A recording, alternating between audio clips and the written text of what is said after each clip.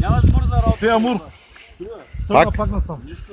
Не, може и шаран да е. Аз не виждам екрана. Нямаш бърза работа да я вадиш, само искам да ти кажа. Те ми свети, не виждам екрана. Надалеко ти е. Ще плуваш ли, Илко? Юка не се знае, той наляво отива зад. Това не забраня там пътя ти далеко. Чуй вдясно.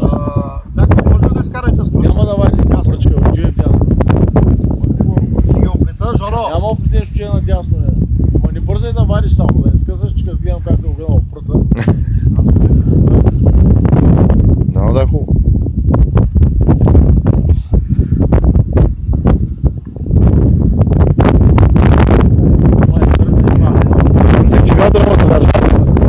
Задържа и викам ясно.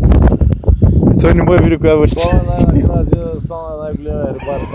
Какъв баща имаш, ти гледай го. Чакай да влезе в кепа тогава. Той да не влезе, нали справи кепа. Нали?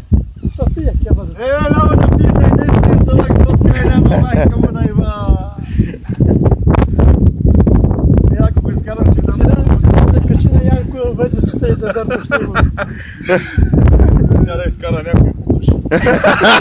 Това не гледай смисълната, отиде надясно, брат. Чуем, Искам да го махна, там има планаци, Жоро. не бе, там ще го изкараш. Виж къде отива към стената. Ами там отива и ти. Ама искам да отивам в камъните. Тук е. Ето, видя ли откъде са? Набута са в камъните. Да, бе. Нямаш камъни. Трябваше да го защитиш втори път. Оставка! Как се набута в камъка? Тази варица, знаеш